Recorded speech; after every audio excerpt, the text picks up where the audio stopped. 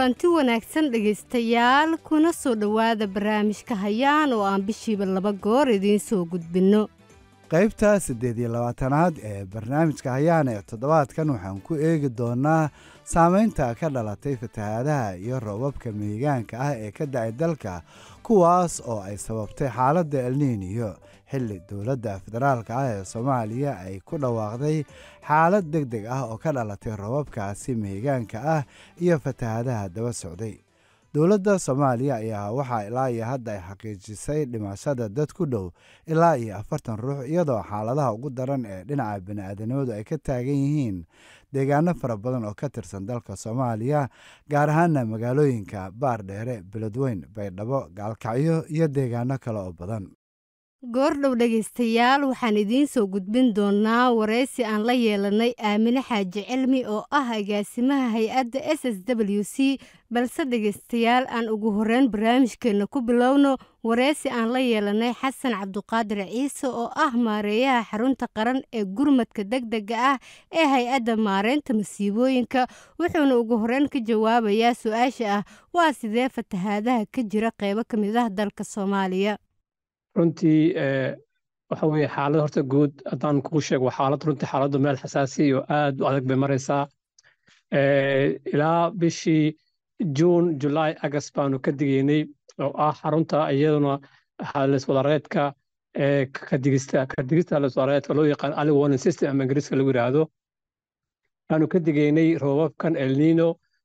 in ay di'i doonaan ama imaan doonaan oo roobab mihigaan ay waddanka kusoo wajahan yihiin. waxaa November bilowgeedii iyo roobkii dhammaan waddanka Soomaaliya hamar ka wada bilowday waxaa isugu jira roob mihigaana iyo biyo ka yimid buuraha dalka Ethiopia waliba webiga Juba ilaa hadda aan kula hadlay in ka badan 1,100,000 oo qof dad lagu qiyaasay ayuu saameeyay ilaa 550,000 oo qofna waa ku barakaceen dhimashada ilaa xilligan Soomaaliya guud ahaan oo ka kooban 4 maamul goboleed Jubbaland, Koonfur Galbeed, Hirshabeelle iyo Galmudug iyo Puntland waxaa ku dhintay oo ku geeriyooday inta aan xaqiijinay 32 qof 2 qofna waxaa lagu leeyahay magaalada Beledweyne hanti ahaan ilaa 5,000 oo guri ka badan ayaa ku burburtay hantida guud ee dadku leeyihiin ilaa buundooyinkana 2 buundo oo ah ka mid ah Luuq iyo Buur Dhawana waa jabeen gebi ahaanba buundadii Baardheere kala qaybinaysa magaalada labada darafeedna waa burburtay marka runtii di khasaara hantiyada fara badan waa geystay.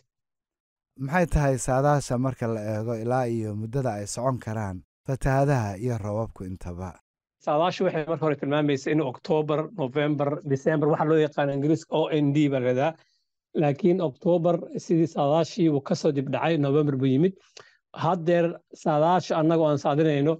waa ilaa iyo bisha 28 November in roobka socon doono December ilaa iyo bilowga January oo suurtagalnimada saadaashu sheegayso inkastoo aysan aad u xoog badnayn uu roobka sii socon doono saameynta inta ka badnaan doontaa waxaan ogtahay haddeer in magaalooyin dhan ay go'doonsan yihiin siiba magaalada Baardheere iyo Buurdhow wax diyaarad aysan ka digi karin keliya doomaha aan ku geynay helicopterka mooyaane cid meel kale wax loo geena jirin haddii saa roobka ku sii socdo oo ilaa December sidii la saadaalinayo halistan waxaan ka baqaynaa in xitaa sidii El Niño 1997 iyo 98 saddex jibaarkeeda saameyntiis inuu yeeshaa laga baqayaa. maxay tahay in la sameeyo si dadka loogu wacyigeliyo halista fatahaadaha iyo roobabka intaba?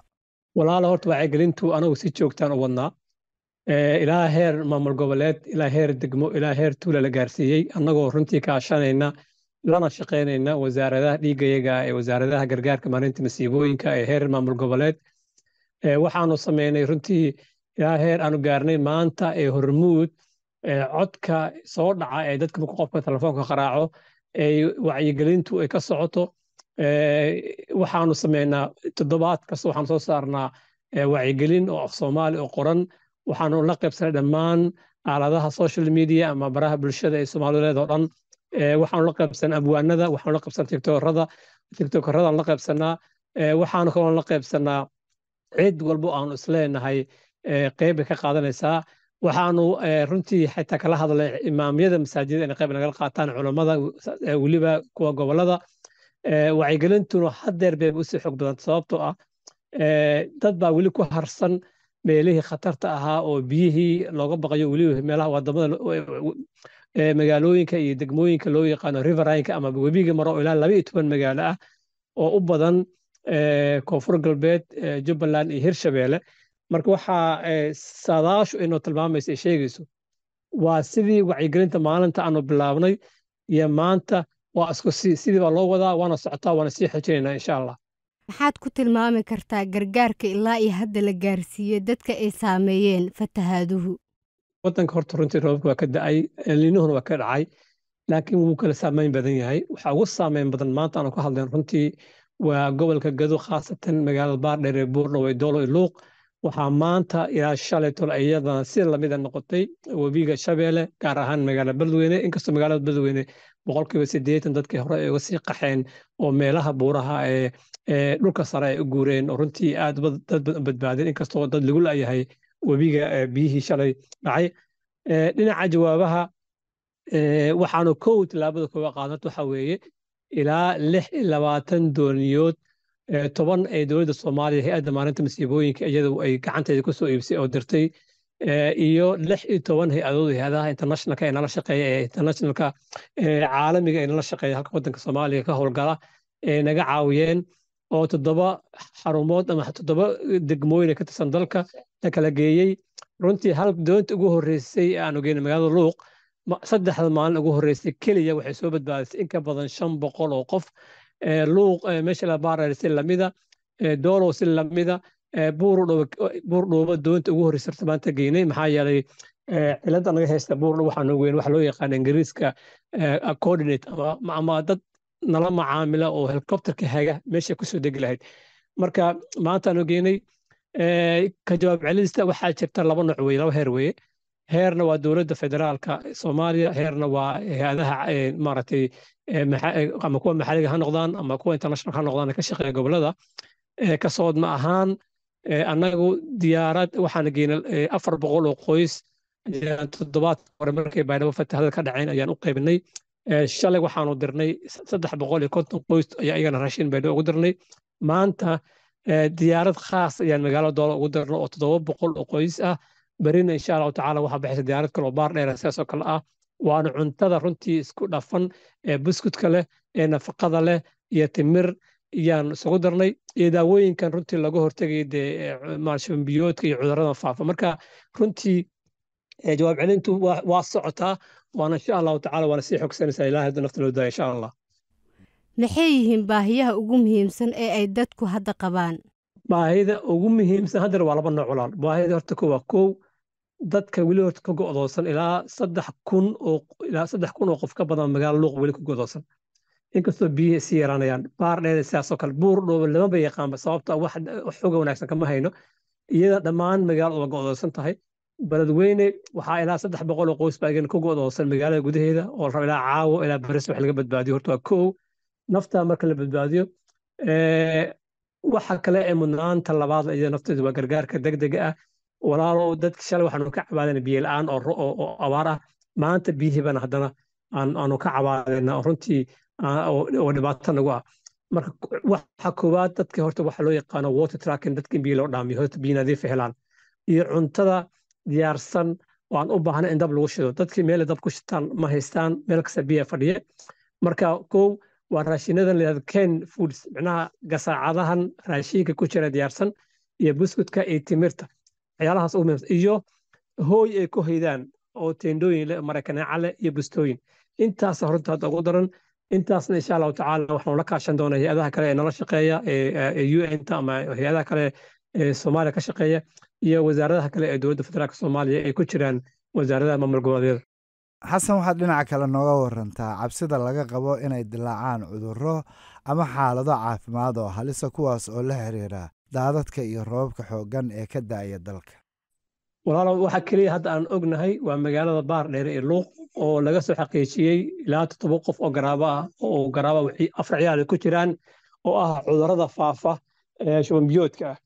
weli xog kale kama hayno gobolkan hiiraan maxaa yeelay runtii maanta iyo shalay bay biyahan soo galeen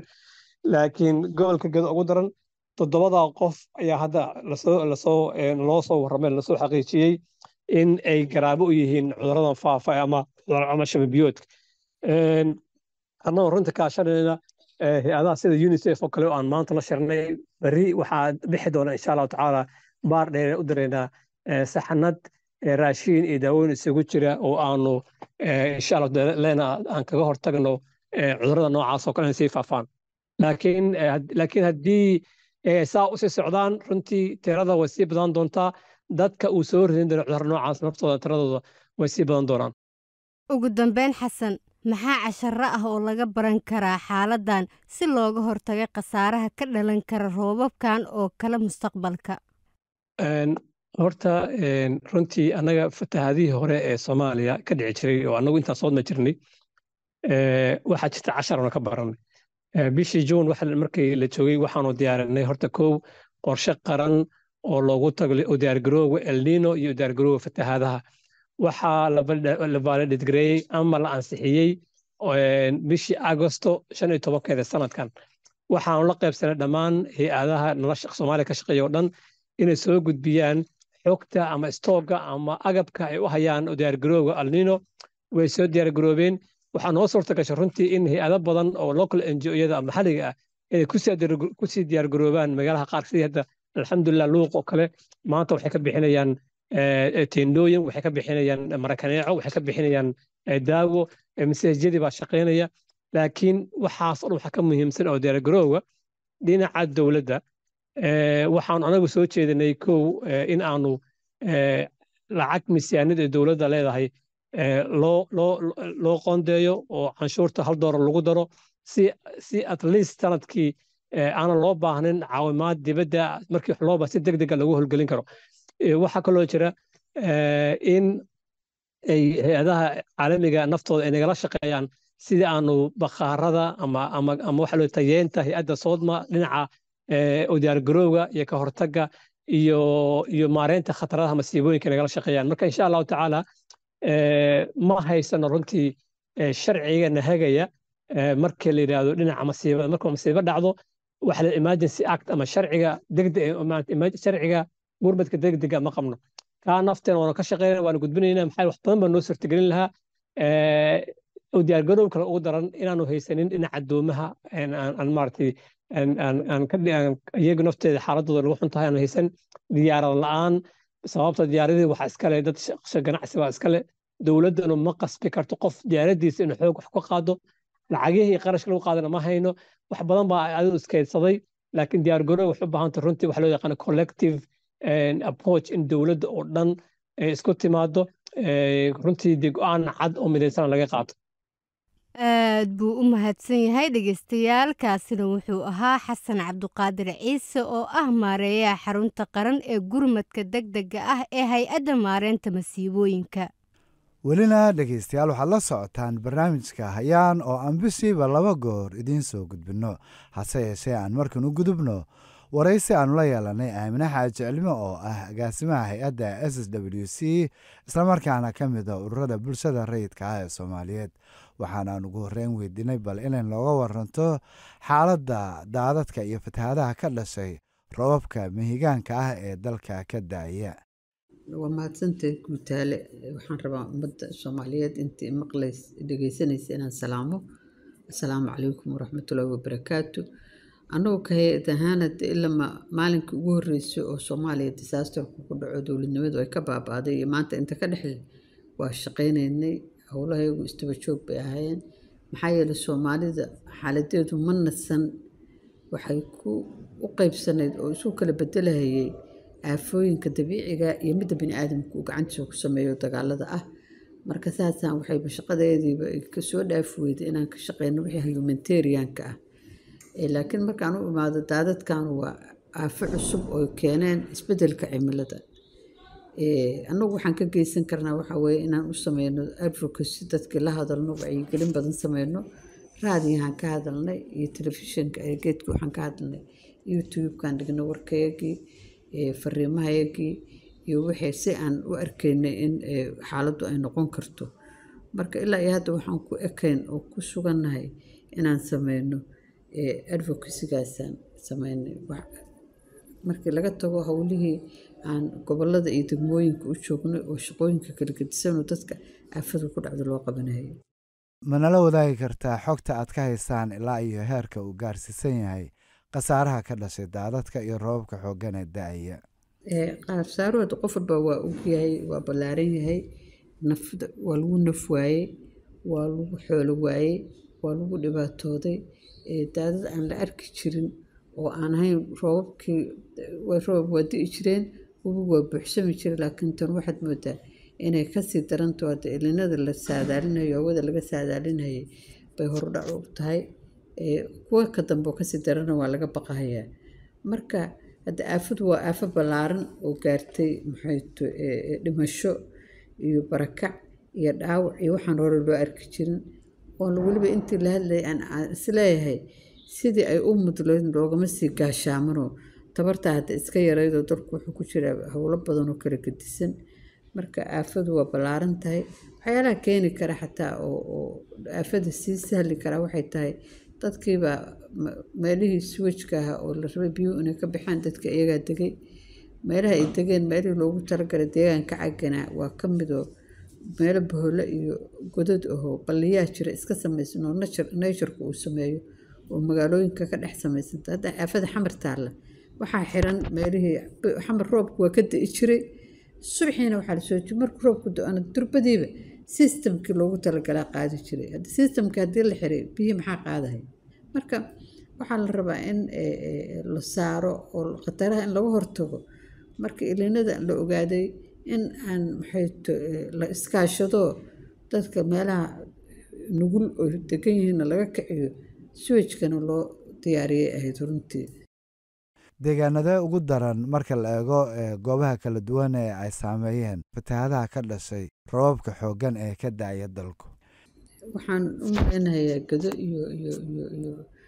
baydhabo agagaarkeeda ugu daran. beledweyne iyana iyaguna waa dhibka waa qabaan. gobollada dhexena waan isleeyahay inuu dhib badan ka imaan doono. iyagana guryo badan hadda waa dumeen, gaalkacyo waa arkayso guryaha ka dumay. marka aafadan waa aafo carada wada gaartay oo ku dhacday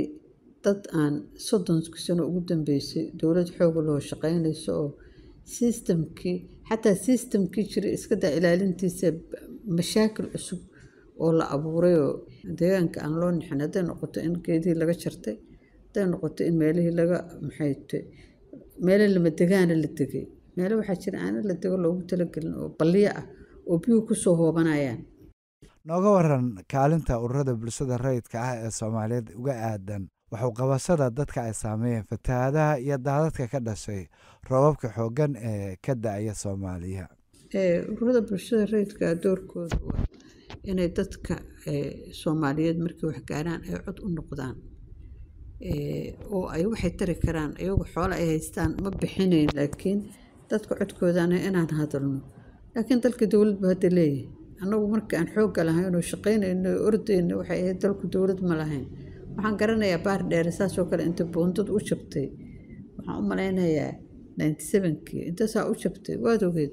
Horn Africa baa laga magaciisay laga naadinayay, lacag baan aruurinay, waa shaqaynay. tabarteedii waa dadaalnay. hal habeenaha waxaan xusuustaa $80,000 oo markaa wax taraysay malaayiin dollar u dhigantay la aruuriyay. hadda dowladdu ayada hadda dowlad baan leenahay, madaxweyne aan leenahay, prime minister baan leenahay, wasiiraan leenahay. annaga dowladdii baan xilkii ku wareejinay. inta noo timi dowladdeena nama oran maxaa caqligooda haysaan. waa ku filan yihiin hawsha dowladdu. laakiin annaga tabarteeda hadday dowladdu timaadday haddii kaleba walow dowladdu ay culayska badan aan rabno inay qabato dadkeeda iyadu u adeegto. hadda annaga advocacy iyo inaan dadku waxu sheegno unbaa tabarteedu tahay. hay-adihii caalamiga waxay keenayeen dowladdu ayadaa noo qabanaysa haddii adhiira dadka ugu shaqaynaysa. dowladdu kaana orod badan, kaa mas-uuliyad badan, dadku waa dhegaysanayaa. waxay geyn karaan doonyay geyn karaan, waxay geyn karaan aerokobtaro, dadku u dadaali karaan dowladdu. marka shaqadii dowladdu waxay u idmatay hay-ado u gaar ah oo shaqada qabanaya. shaqadu saasay marka anaguna aan diyaar una annaga dalkan iyadoon dowlad jirinoo kuwa hadda dowladda qaarkood hayaa uusan dhalan baanu dalka u shaqaynayna iyo dadka jacayl aan u qabno iyo mas-uuliyadna saaran bayna ahayd welina tii waa la joogna oo la fadhina. maxaa tallaabooyin ah oo looga baahan yahay dowladda federaalka ee Soomaaliya iyo guud ahaanba maamulada kale ee dalka? dowladda iyo maamulada dalka jira waxaa looga baahan yahay maamuladu waxaa loo sameeyey waxaa waaye inay sahlaan hawsha oo problemka iyo dhibka ay maamul walba uu iska ilaaliyo ka shaqeeyo. waxaa la rabaa marka khatartu si ay u yaraato dhibku u yaraado inay shaqeeyaan maamuladu meelaha deegaanka ka caagan dadka degan ay ka kiciyaan inay dadka meel u diyaariyaan inay dadka Soomaalidu anagu qaaraan baan ku nooleen weligayo dadku markuu reer qofku ninkuu guursanayo waa loo qaaraamaa qof haddii agoon dhagto waa loo qaaraamaa in dadka xoolaan haysanaa annaga uma baahnin in dhaqanka hadduusan naga xumaan oo aqoonshu naga xumaan waa Soomaaliya waa taajir waa dherigsantahay marka waxaa la rabaa nin walba gobolka uu joogo inuu dadka organize gareeyo inta dhibku ku dhacay inta waxaysata waxaa badan inta waxaysata inta dhibku ku dhacayaa yar in marka laga hortago oo geedahan la jarayo dadka laga dhiciyo oo meelaha boolaha la tagay dadka laga dhiciyo oo dadka inta la isleeyahay qaxootay noqonaysa meel loo diyaariyo systemka la sameeyo lagala hortago cimiladu waxay keenayso waa la sheegay waxaa la sheegay ilaahadan uu soo socdo muddo hadan uu ma soo gelin dowladda federaalkana waxaa laga rabaa hadda federaalka meeshii deganeed waa xamarna saad aragtaad biyo isku jidka la dhisay sidii waxay u qaadeen darintii u duubeen dowladda federaalka waxaa laga rabaa marka hore horta meesha ay joogto xamar inuu noqdo xamar uu ekaado caasimadiisa ay ka shaqeeyaan oo xoogga la saaro marka xigana inay gobolladii ay hoos imaanayeen loo shaqeeyo coordination inuu jiraa la rabaa oo la isla socdo dowladda dhexe iyo systemkaas waxaa loo sameeyey systemku inuu isagu iskabo baa loo sameeyey marka in shaqada dadka loo soo bandhigo oo waxa ayaga ka tambata ay caalamka warsadaan waa dowlad ayagu waxa ay qaban karaan ay qabtaan injineeraan haysanaa waxbaan haysanaa dad wax yaqaanaan haysanaa dadka in resource aan haysano human capitalka ugu micno badan saan qabaanu in la isticmaalo oo dowladdu ay coordination samayso dowladdu wacyigelin badan inay samayso waxaa dadka hadda ka daran cudurraa la socdo kaloora dhalanaya kanaaca dhalanayso xumad baa imaanaysa waxaa laga yaabaa cudur aan aqoon inuu yimaado marka tiimka caafimaadka istaanbay in looga dhigo meesha